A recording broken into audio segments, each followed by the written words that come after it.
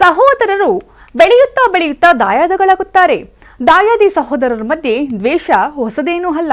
ಆದರೆ ಮಹಾರಾಷ್ಟ್ರದಲ್ಲಿ 20 ವರ್ಷಗಳ ಬಳಿಕ ಠಾಕ್ರೆ ಕುಟುಂಬದ ವೈಮನಸ್ಸು ಕೊನೆಗೊಂಡಿದೆ. ಸೋದರ ಸಂಬಂಧಿಗಳು ಒಗ್ಗಟ್ಟಾಗಿ ಬಿಜೆಪಿ ವಿರುದ್ಧ ತೊಡೆತಟ್ಟಿದ್ದಾರೆ. ಉದ್ಧವ್ ಠಾಕ್ರೆ ಹಾಗೂ ರಾಜ್ ಠಾಕ್ರೆ ಸಹೋದರರು ಮತ್ತೆ ಒಂದಾಗಿದ್ದಾರೆ. ಉದ್ಧವ್ ಹಾಗೂ ರಾಜ್ ಠಾಕ್ರೆ 2005ರಲ್ಲಿ ಒಟ್ಟಾಗಿ ಕಾಣಿಸಿಕೊಂಡಿದ್ದೇ ಕೊನೆ. ಒಂದಲ್ಲ ಎರಡಲ್ಲ, ಬರೋಬ್ಬರಿ 20 ವರ್ಷಗಳ ಬಳಿಕ ಒಂದೇ ವೇದಿಕೆಯಲ್ಲಿ ಮತ್ತೆ ಕೈ ಜೋಡಿಸಿ ನಿಂತಿದ್ದಾರೆ. ವಾಯ್ಸ್ ಆಫ್ ಮರಾಠಿ ಹೆಸರಲ್ಲಿ ಉದ್ಧವ್ ಠಾಕ್ರೆ ರಾಜ್ ಠಾಕ್ರೆ ಒಗ್ಗೂಡಿದ್ದಾರೆ. 2003ರಲ್ಲಿ ಉದ್ಧವ್ ಠಾಕ್ರೆಯನ್ನ ಶಿವಸೇನಾ ಪಕ್ಷದ ಕಾರ್ಯಕಾರಿ ಅಧ್ಯಕ್ಷನನ್ನಾಗಿ ಮಾಡಲಾಗಿತ್ತು. 2005ರಲ್ಲಿ ಶಿವಸೇನಾ ಪಕ್ಷ ಬಾಳಾ ಠಾಕ್ರೆ ನೇತೃತ್ವದಲ್ಲಿ ಮುನ್ನಡೆಯುತ್ತಿತ್ತು. ಹಲವು ಭಿನ್ನಾಭಿಪ್ರಾಯಗಳಿಂದ ರಾಜ್ ಠಾಕ್ರೆ ಪಕ್ಷ ತೊರೆದಿದ್ರು. ನನ್ನನ್ನ ಹವಾಮಾನದಿಂದ ನಡೆಸಿಕೊಳ್ಳಲಾಗಿದೆ ಅಂತ ಬಹಿರಂಗವಾಗಿ ಆಕ್ರೋಶ ಹೊರಹಾಕಿದ್ರು. ಬಳಿಕ 2006ರಲ್ಲಿ ಮಹಾರಾಷ್ಟ್ರ ನವನಿರ್ಮಾಣ ಸೇನಾ ಪಕ್ಷ ಹುಟ್ಟುಹಾಕಿದ್ರು. 2005ರಿಂದ 2025ರವರೆಗೆ ಸಹೋದರ ಸಂಬಂಧಿಗಳೇ ಆಗಿದ್ರೂ ಶತ್ರುಗಳಂತೆ ಆಡ್ತಿದ್ರು. ಸಿಎಂ ದೇವೇಂದ್ರ ಫಡ್ನವೀಸ್ ನೇತೃತ್ವದಲ್ಲಿ ಮಹಾರಾಷ್ಟ್ರದಲ್ಲಿ ಬಿಜೆಪಿ ಸರ್ಕಾರ ಅಧಿಕಾರಕ್ಕೆ ಬಂದ ಬಳಿಕ ಕೆಲ ಬದಲಾವಣೆಗಳನ್ನ ಮಾಡಿತ್ತು. ಪ್ರಾಥಮಿಕ ಶಾಲಾ ಶಿಕ್ಷಣದಲ್ಲಿ 3ನೇ ಭಾಷೆಯನ್ನಾಗಿ ಹಿಂದಿಯನ್ನ ಹೇರಲಾಗಿತ್ತು. ಇದನ್ನ ಉದ್ಧವ್ ಠಾಕ್ರೆ ರಾಜ್ ಠಾಕ್ರೆ ಪಕ್ಷಾತೀತವಾಗಿ ಖಂಡಿಸಿದ್ರು.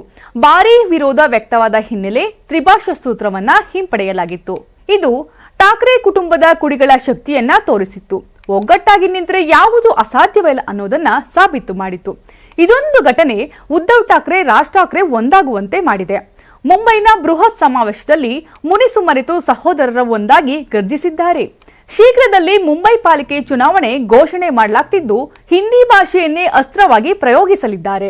ಸಮಾವೇಶದಲ್ಲಿ ಮಾತನಾಡಿದ ಉದ್ಧವ್ ಠಾಕ್ರೆ, ಒಗ್ಗಟ್ಟೇ ನಮ್ಮ ಶಕ್ತಿ, ನಾವು ಒಟ್ಟಾಗಿ ಬಂದಿದ್ದೀವಿ, ಒಟ್ಟಾಗೆ ಇರುತ್ತೇವೆ ಅಂತ ಶಪಥ ಮಾಡಿದ್ರು.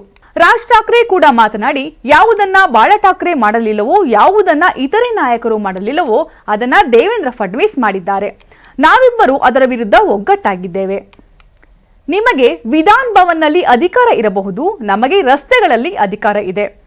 ಬೇರೆ ರಾಜ್ಯಗಳಲ್ಲಿ ಇಲ್ಲದ್ದು ಮಹಾರಾಷ್ಟ್ರದಲ್ಲೇಕೆ?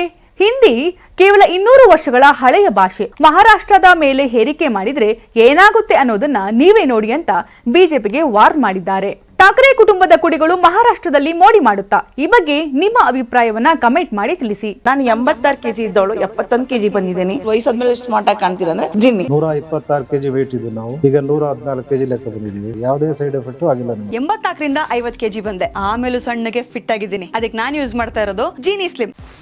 84ರಿಂದ 50 kg ಬಂದೆ, ಆಮೇಲೆ ಸಣ್ಣಗೆ ಫಿಟ್ ಆಗಿದ್ದೀನಿ. ಅದಕ್ಕೆ ನಾನು ಯೂಸ್ ಮಾಡ್ತಾ ಇರೋದು ಜೀನಿ ಸ್ಲಿಮ್. ಸಣ್ಣ ಆಗಕ್ಕೆ ಜೀನಿ ಸ್ಲಿಮ್ ಯೂಸ್ ಮಾಡದೆ ಹೆಲ್ದಿನೂ ಅದೇ. ನೀವು ಸಣ್ಣ ಆಗ್ಬೇಕಾ, ಹೆಲ್ದಿ ಆಗ್ಬೇಕಾ? ಹಾಗಿದ್ರೆ ಜೀನಿ ಸ್ಲಿಮ್ ಯೂಸ್ ಮಾಡಿ. ಸಣ್ಣ ಆಗೋದಕ್ಕೆ ಯಾವುದೋ ಪ್ರಾಡಕ್ಟ್ ಹೇಳ್ತಾ ಇದ್ದಾಳೆ, ಏನಾದರೂ ಸೈಡ್ ಎಫೆಕ್ಟ್ಸ್ ಇದೆ ಅಂತ ಯೋಚನೆ ಮಾಡ್ತಾ ಇದ್ದೀರಾ? ಖಂಡಿತ ಇಲ್ಲ, ಯಾಕಂದ್ರೆ ಇದು ಕೆಮಿಕಲ್ ಫ್ರೀ. ಸಣ್ಣ ಆಗಬೇಕು ಅಂದ್ರೆ ಜೀನಿ ಸ್ಲಿಮ್ ಯೂಸ್ ಮಾಡಿ. ಹೆಚ್ಚಿನ ಮಾಹಿತಿಗೆ ಕೆಳಗೆ ಡಿಸ್ಪ್ಲೇ ಆಗ್ತಿರೋ ನಂಬರ್ಗೆ ಕಾಲ್ ಮಾಡಿ.